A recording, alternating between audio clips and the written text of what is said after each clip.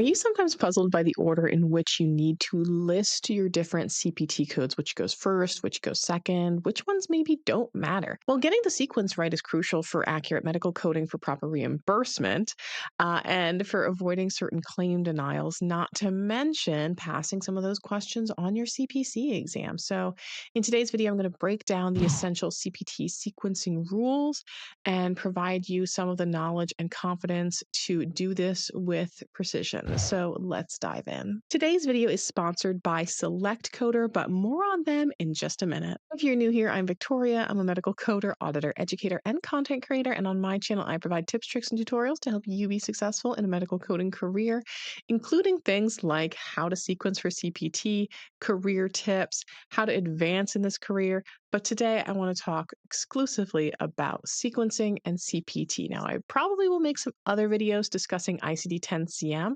That will be a longer video, so I thought it would be good to kind of separate them. So let's start out with a fundamental concept, which is the hierarchy of coding. So CPT distinguishes between the main codes, which are that primary procedure or primary service performed, and then those add-on codes. And we should really think about add-on codes as those supporting players. They describe additional procedures that are always performed in conjunction with a main procedure. We cannot use an add-on code by itself. It has to be attached onto something. And you can easily identify these add-on codes in your CPT book because there's going to be that little plus symbol right next to them, actually right before them. So if you look in your CPT book and you see a code and it has a plus, and usually there's like a tiny little bit of an indentation sometimes next to them, that will indicate to you that that is an add-on code. So that can never be used alone. You have to add it on to something. So if we look kind of at the example that we have listed here, the add-on code is for each additional. And sometimes you'll see that where we're adding on additional units or we're adding on additional components or parts. So the main code is that laparoscopy, the enterectomy, the resection of the small intestine. And then that add-on code that we're adding on there, that 44203, has to go with that main code. And it's for each additional small intestine resection. And it says list separately in addition to the code for the primary procedure. And of course, I have to talk about bundling versus unbundling. So a lot of procedures, they inherently include related services that there might be other CPT codes for. And that's known as bundling. So when we take that whole package, we put it all together in one nice tight CPT code, that is a bundle. When we take that package and we build that package and then the other separate components that are included in that package as well, that's unbundling. So when we are taking those services that should not be reported separately and reporting them separately. So we have to be really cautious about this. One of the comparisons I like to make is if you think of bundling like a cake, when you purchase a cake, you're purchasing everything that goes within that cake. The flour, the milk, the eggs, the butter, the sugar, the time it takes to bake that cake, the heat that's involved, the decorating fees. They just give you one nice package fee of the cake. So you go to Walmart, you pick out a cake, and it's like, hey, here's the $25 for cake. They're not going to itemize it for you for, hey, it took this long to decorate and eggs and milk and butter. So in most cases, you're just buying that cake.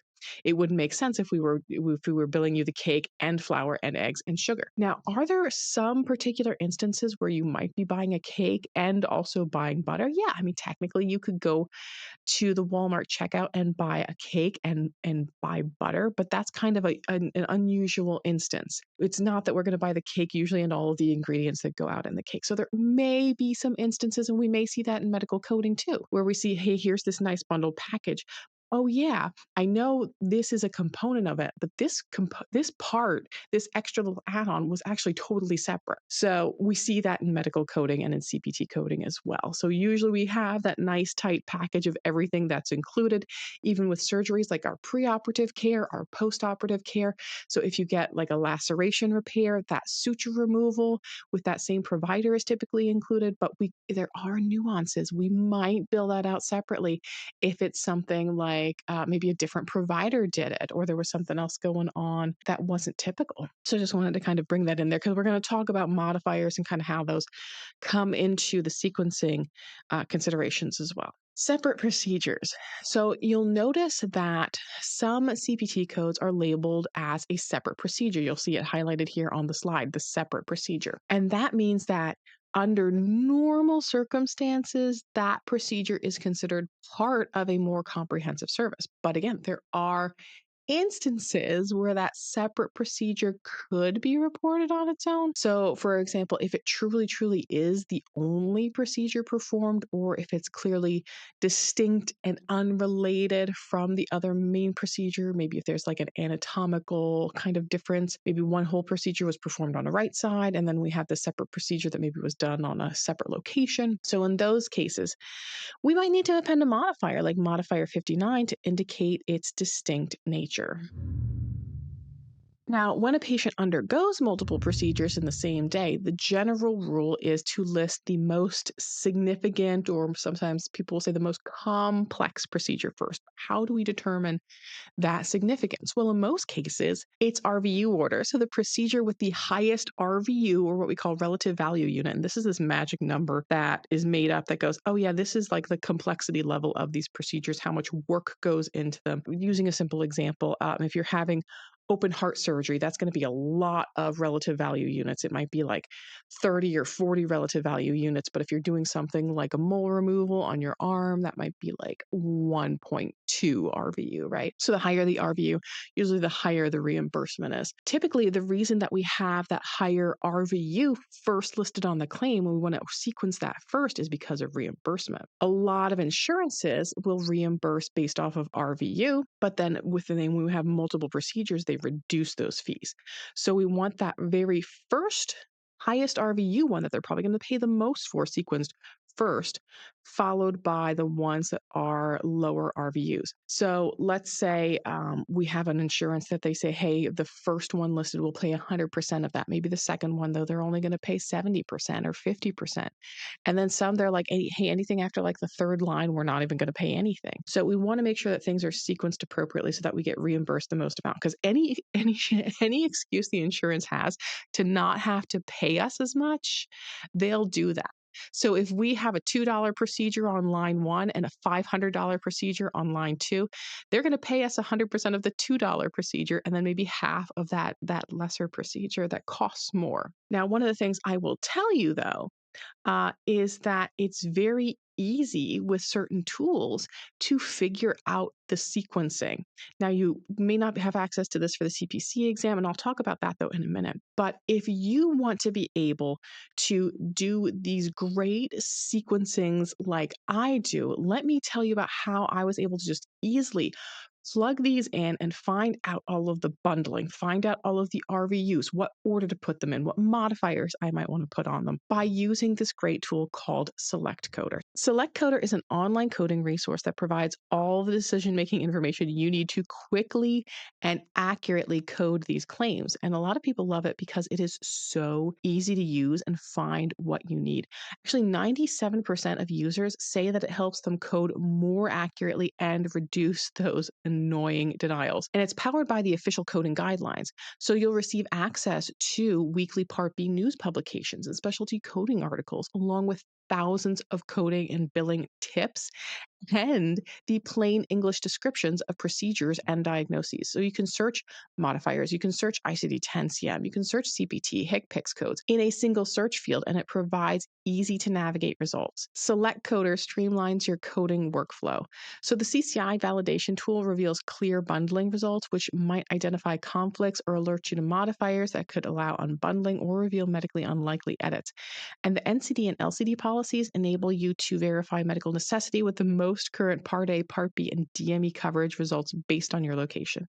The integrated code lists and links to the Medicare policies will make it more efficient and accurate. Plus, SelectCoder has an E&M audit tool that lets you compare time-based and medical decision-making selections for office and outpatient visits in one swift process. And the results for both selections are calculated side by side, so you can quickly see what is the best to report your claims. And if you are looking for CEUs, you can earn up to 24 AAPC and 12 AHEMA CEUs per year through the Decision Health articles and quizzes. And you can try SelectCoder for yourself by signing up for a 14-day free trial at the link in the description.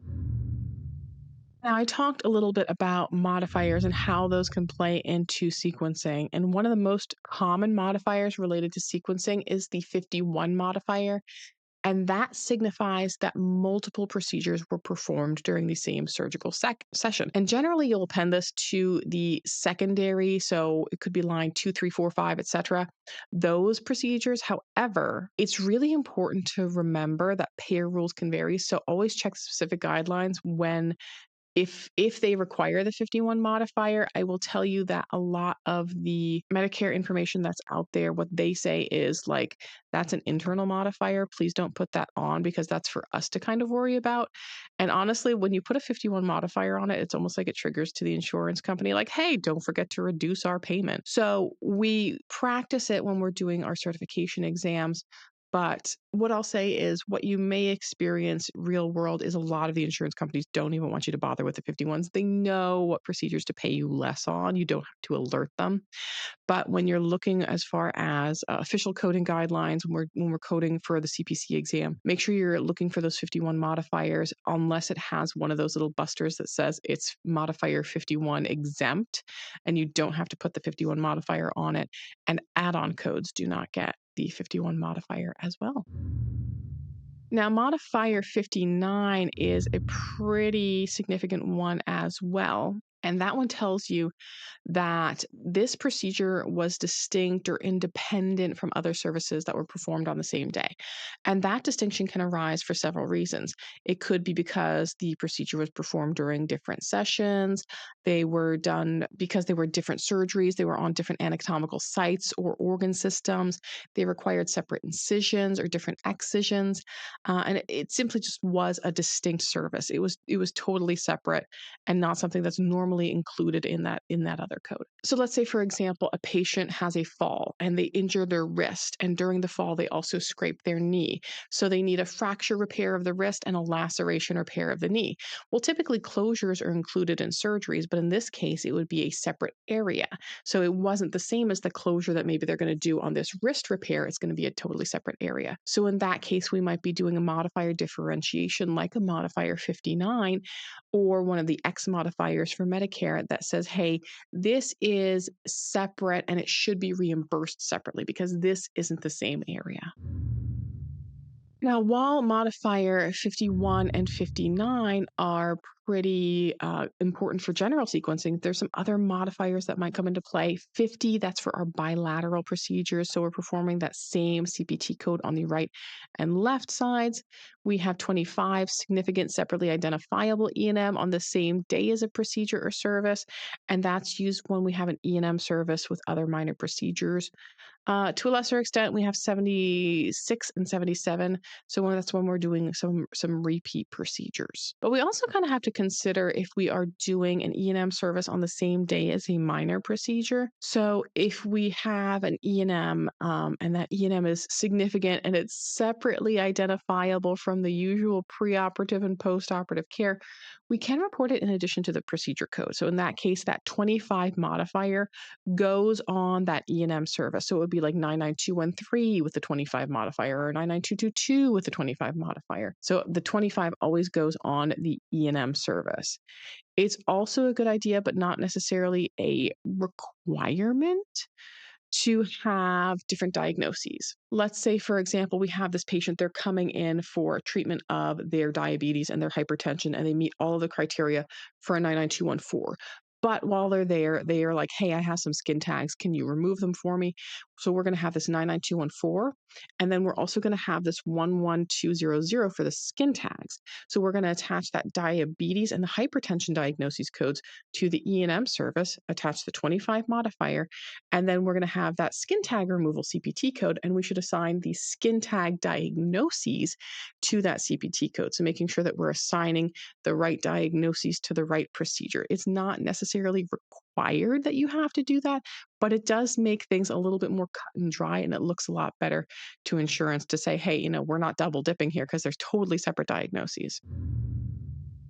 So some tips and Best practices, remember the foundation of accurate coding is through detailed documentation. So your medical record has to have all of the supporting information, the rationale. So if you're adding on that 59 modifier or 25 modifier for those additional services that we're reporting on lines 2 or 3 or 4, make sure that all that documentation is there saying, hey, this was a separate area. Hey, this was not included in the normal preoperative or postoperative care. Everything has to be there. I've even seen some practices that they'll put in requirements that say if we're going to bill out an office visit with something else on the same day, that maybe they want 2 separate notes, or if they're or even billing like an annual wellness visit and in E&M service on the same day, they kind of want 2 different notes or 2 different sections, something very distinct. So it looks like they're very like, we're definitely not double dipping here. You know, no one likes getting their money taken back after the fact. And then, of course, we also have those payer specific rules. And sometimes they can impact how you sequence the codes, how you're applying modifiers. Again, some of them want those 51s. Most of them are like, hey, don't bother. And some of them are going to reimburse differently depending on what's on line 1 or 2 and what their reimbursement structure is. So make sure that you're consulting your specific policies of the insurance companies that you're working with, and that you're leveraging reliable resources like your CPT book, your coding software, things like Select Coder, and, talk to your professional organizations, not just the coding organizations, specialty society associations as well. So staying up to date with their guidelines and their updates and their philosophies. To ensure accurate coding, really be mindful of some of those errors like the unbundling, or making sure that you're putting things in RVU order, and that you keep abreast of those guideline changes. But yeah, there you have it, a breakdown of the essential CPT sequencing rules. Remember the hierarchy of the codes. We have to have those add-on codes. They can't be in line 1. They have to be attached onto something else. Make sure that we're prioritizing those higher RVU ones in the line order. As far as the CPC exam, they're not going to be like so nuanced that one procedure and the other procedure, they're going to give you options of like, okay, is it going to be this selection? Is it going to be option A or D? And this one's going to be like 2 procedures that you're like, oh, I don't know which one is, the higher complexity of that. They're going to give you ones that are a little bit more straightforward. By understanding some of these principles, it'll help you understand the sequencing and the complexity of what's going to go first versus what's going to go second. If you have any specific questions or specific scenarios that you would like me to cover in the future, definitely let me know in the comments below. Otherwise, I will see you guys in the next video. And until then, just keep on coding on.